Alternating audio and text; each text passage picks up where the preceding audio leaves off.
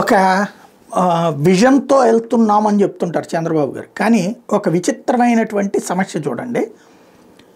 ఇది చంద్రబాబు గారు ఉండగా వికృతమాల శ్రీకాళహస్తి అసెంబ్లీ నియోజకవర్గం దగ్గర ఉన్నటువంటి ఒక గృహ నిర్మాణ సంస్థ ద్వారా ప్రారంభించింది. ఇది చంద్రబాబు గారే ప్రారంభించారు.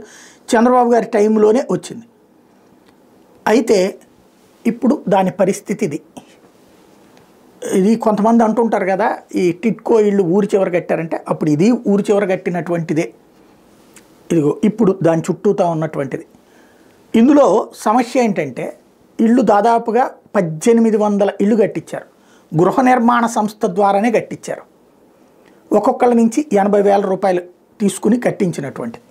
అయితే సమస్య ఎక్కడొచ్చిందయ్యా అంటే ఇది తర్వాత వచ్చినటువంటి జగన్ ప్రభుత్వం ఏమో చంద్రబాబు టైంలోది కదా అని పట్టించుకోలేదు. అక్కడ ఉన్నటువంటి ఎమ్మెల్యే పట్టించుకోలేదు. ఇప్పుడు అసలు సమస్య ఎక్కడొచ్చింది? ఇవన్నీ గందరగోళంగా ఉన్నాయి. ముళ్ళ కంపలు, కరెంటు ప్రాబ్లమ్స్, నీళ్లు లేవు. దీంట్లో ఇది పంచాయతీనో కార్పొరేషనో తేల్చలే. కన్స్ట్రక్షన్ ఏమో శ్రీకాళహస్తి మున్సిపాలిటీ చేసింది. అయిపోయిన తర్వాత మాకు పర్యవేక్షణ మాత్రమే బాధ్యత అప్పచెప్పారు, దాని నిర్వహణ బాధ్యత మాకు లేదు అని చెప్పేసి మున్సిపాలిటీ తప్పించుకుంది. అదే సందర్భంలో పంచాయతీ వచ్చేటప్పటికి అసలు ఆ పంచాయతీ కెపాసిటీనే 420 ఇళ్ళు. ఈ ఇళ్ళు ఇట్లా కట్టించినవి 1800. 420 ఏళ్ళు ఉన్న పంచాయతీ 1800 ఇళ్ళని ఎట్టా మెయింటైన్ చేయాలి తెలియదు. వాళ్ళకున్నది శానిటేషన్ 3. ఇప్పుడు ఇదంతా చేయాలంటే వాళ్ళ వల్ల కావట్లేదు. డబ్బులు లేదు, ఇచ్చేవాడు ఎవడో తెలియదు.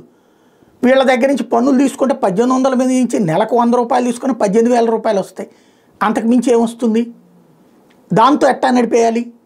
ఆ ఏరియాకంతా మొత్తం గందరగోళంగా ఉంది ఇళ్ళు ఇవన్నీ. తాజాగా నారా చంద్రబాబు గారు చిత్తూరు జిల్లా వెళ్ళినటువంటి సందర్భంలో, కుటుంబం దగ్గరికి వెళ్ళినటువంటి సందర్భంలో అక్కడ ఉన్నటువంటి ప్రజలు ఈ సమస్యను పరిష్కరించమన్నారు. ఇందులో విచిత్రం ఏంటంటే బొజ్జల గోపాలకృష్ణారెడ్డి గారి అబ్బాయి బొజ్జల సుధీర్, అప్పట్లో గోపాలకృష్ణారెడ్డి గారు కూడా అటెండ్ అయినటువంటి ఫంక్షన్, లేదా సుధీర్ వీళ్ళందరూ అటెండ్ అయినటువంటిది ఆ గృహ నిర్మాణాలకు సంబంధించి. ఇప్పుడు అవే నాశనం అయిపోతున్నాయి, పట్టించుకోండి అంటే ఏదో ఒక పరిష్కరిద్దామంటారు. కానీ ఏళ్ల తరబడి అయిపోయింది. ఇప్పటికీ ఈ ప్రభుత్వం వచ్చి 7 నెలలు అయింది. దానికి ఏదన్నా ఇప్పటికన్నా పరిష్కారం కనుగొంటారా? లేకపోతే కనుక అది కేవలం అంటే పోనీ అది జగన్ తిట్టడానికి కూడా లేదు, ఎందుకంటే జగన్ గట్టించింది కూడా కాదు. కాబట్టి ఇప్పుడైనా దానికి ఒక పరిష్కారం ఆలోచించగలిగితే బాగుంటుంది.